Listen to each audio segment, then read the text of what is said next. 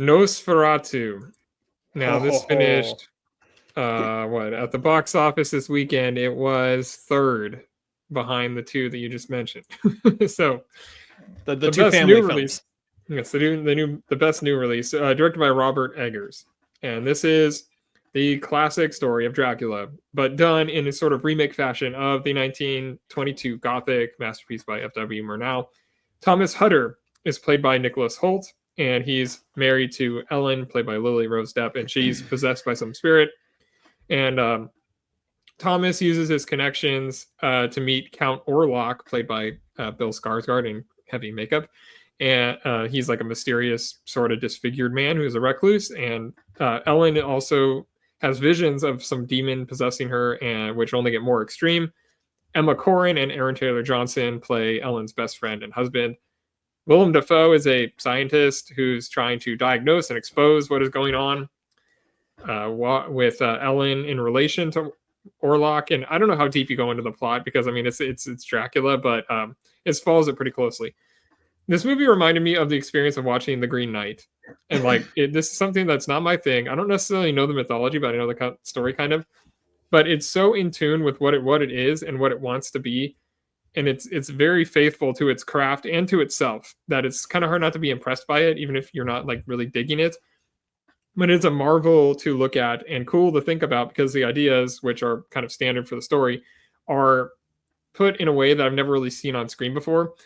Although Eggers does use more like traditional scare tactics than he would otherwise. Like usually it's like unforgettable, uncomfortable feelings that you have in like The Witch or something like that. But here it's like the music and the sound design are used to artificially create frightening moments, but it still works because I mean he's kind of a master at that. Nicholas Holt's really good in this. Is I guess his third great performance this year. Lily Rose Depp is also good, but she is so over the top that even the other actors just like sit there and watch her do her thing because she's kind of in her own movie. That Willem Dafoe is born to be in this kind of thing. I think this is probably the most fun he probably has ever had in a movie, other than maybe Shadow of the Vampire for similar reasons. It isn't a masterpiece the way I was hoping because I drafted this on my most anticipated of the year of the fall list, but because I mean it is very long and it's meticulous almost to a fault, but it's just weird enough and different enough to keep me interested. I think The Northman's probably Eggers' best movie, but this is probably objectively his most polished movie. I'm at 3 stars. I guess that's sort of a disappointment, but I mean it's cool. All right, 3 stars from Todd. I'll go next. I was sitting right next to Todd when we watched this, and I was a lot higher on it. I think I just kind of got into it more. Like I agreed with a lot of what you said, but I was on the wavelength of what it was dishing out to. Like Eggers is, I feel like this is like Nosferatu to Eggers is gonna go down kind of like The Favorite was for Lanthimos, in that he's this wild director that pulls in all this crazy stuff, but now he's got something classical to center him. And then it allows for him to just kind of bring out his sensibilities, but in something that is grounded so much in reality. And I think that's what makes this one work so well. I agree. Lily Rose Depp is kind of in her own movie, but it's kind of brilliant at the same time. Nicholas Hoult, I mean, dude, what else can this guy do this year? Like, seriously.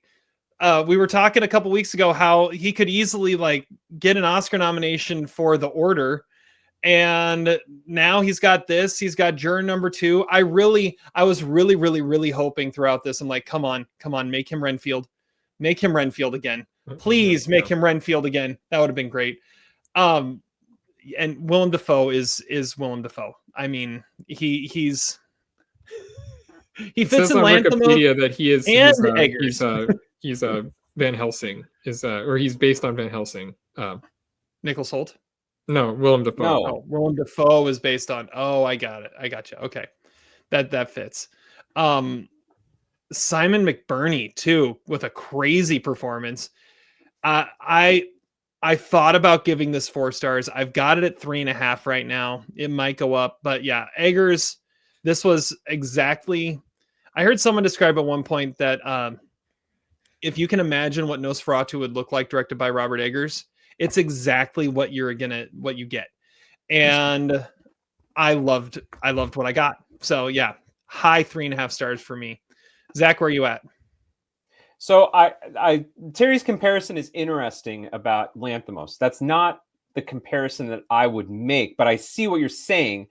I don't know if this movie will have this Oscar success and maybe even the accessibility of The Favorite, because I still think it's kind of hindered by its genre trappings, shall we say. The Oscars don't really like movies like this.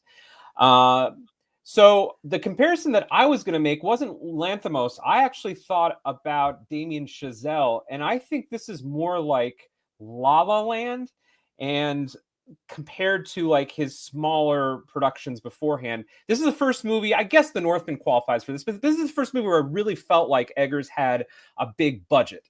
And as a result, this movie has a lot of spectacle in it.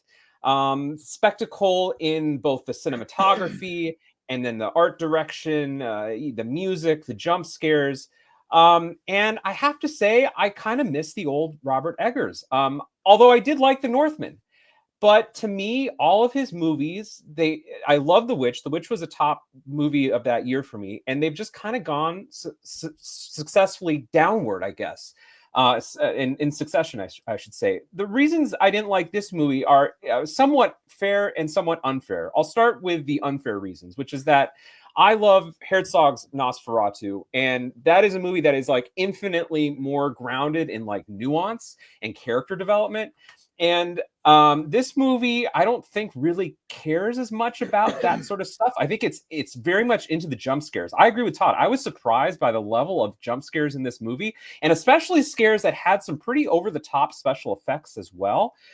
Eggers is someone who, if you think about The Lighthouse and The Witch, that was scary because of you could feel the tension that the characters felt in their kind of claustrophobic environments in both cases. And I like that because those movies ostensibly had smaller budgets, they were much more about, the interiority of the characters and their dialogue. This movie dealt with parallel narratives and or storylines that felt disconnected.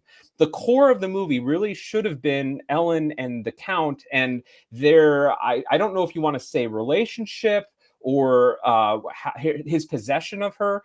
That was an interesting component to the movie, and I agree that like Bill Skarsgård's really interesting in this movie, although I will say he kind of looks a little bit like Bronson, Tom Hardy. But I also have to say that anything that wasn't Lily Rose Depp or Bill Skarsgård to me was kind of frustrating in this movie. I thought Willem Dafoe is a clear Matt Damon, what movie are you in front runner. Like, I don't know if he was doing his Kraven the Hunter impression, but it was from a different movie. And this movie did not, I mean, I agree that this movie could have been lighter in tone, but it just felt like he was in, maybe he had just gotten off the set of Kinds of Kindness or something and was in more of a comic mood. I don't know, but it just didn't feel right here. The Aaron Taylor Johnson, excuse me. Again, also kind of felt like out of a different movie, not so much in his performance, but in his character. I'm not sure why that character got the amount of screen time that he did, except to say, and I'll say this again, trying to avoid spoilers, the law of the economy of characters stipulates that if you have these sort of excess characters in the movie, typically their fates are not always that great in the end. And that's kind of obvious, I think, in the case of Aaron Taylor Johnson. There's some cool images in the movie. I like the, shadowy hand. I like the stuff with the plague. That's really cool. The prosthetics in this movie are not that more impressive than like Terrifier 2, frankly, which did it on a much smaller budget. But I'm sure Eggers is a stickler for accuracy, which is really cool. I mean, this would be like Dwight Schrute's favorite movie because, the actual dealings with the vampires, I'm sure historically accurate. But for a movie concerned with accuracy, why are we getting these exorcism scenes that feel like they're, again, out of, like a different movie, different genre of movie? It didn't feel right. I also didn't think Lily Rose Depp was particularly good in this movie. It made me kind of wish that this had been more of an Anya Taylor-Joy or even Alicia Vikander performance. Her accent kind of fluctuates, and I don't know if we're supposed to believe that she's either turned on or repulsed by the Count, and I don't really know how we're supposed to process that. So I leave the movie kind of disappointed. I'm at 2.5 stars. With Eggers, I think less is more, and I wish this movie had been a little bit more concerned with character development and time and place, less so than the spectacle of the whole thing. But I do think Eggers is a talented director. Less spectacle, more story. Well, you compared it to La La Land, and I loved La La Land a lot more than you guys did too. I You will didn't see agree any with one Green Knight thing. in it though. Like that's what I kept thinking. Where I was like, this feels like the That's same not- thing when I thought of when I watched the Green Knight, which was like it goes so deep into something I don't really know that much about, and it Yeah. lives in there and makes this whole mythology and everything about it. And I'm just like, okay. I mean, I'm sure that's really cool if you know it, but I mean, But the Green Knight was it's about cool to one look at. character. You follow Dev Patel in that movie. You get to know him really well. Did you feel like you knew any of these characters by the end of the movie? I mean, he's so like Yeah, insistent on drawing the whole sort of setting and mise en scène, and that's cool. You know, he's it's a very ambitious movie. It's too long. There are several scenes that kind of dragged on for me. But I wanted more of a subtle, nuanced approach. I don't know what this version offers that the other versions or other films in this genre also offer. I don't know where Eggers' unique stamp is, except if you want to draw on the historical accuracy, in which case, you know, that's great if you're a fan and you're knowledgeable about that era or the genre. But like, to me, this is indistinguishable from several other movies that are touching on similar things. I will say one thing you touched on that I kind of agree with. I thought Aaron Taylor Johnson was not good in this. I thought he was either miscast or just trying to do a different movie. I don't know which, but it was weird. I didn't like it. I mean, low key, I don't think the acting was that great in this movie. Like, I think Bill Skarsgård was good. He's good in everything. And I like the main doctor dude. He was all right. But like the rest of the cast, it felt like they were all bringing their own energy into the movie. And Eggers wanted something a lot more, I guess, somber. And I think these actors maybe wanted to get out of that shell a little bit, but I don't know. I'm in the minority. Lots of people like this movie. I'll be surprised if it does anything above the line at the Oscars. It is a visually very, very cool looking movie, and I will say the best part of the movie is the opening 10 minutes. That was a genuinely unsettling and creepy opening to the movie. Again, it's not. See, that was kind of interesting because that wasn't exactly the Dracula I was expecting. But the movie kind of drags after that, and I don't think it ever really builds up to how kinetic that opening really was. That really kind of was like, wow, this is gonna be cool. It never really builds up to what that opening move on. promised. Okay. All right. Yeah. Let's move on.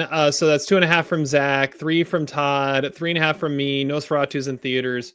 You can check it out there.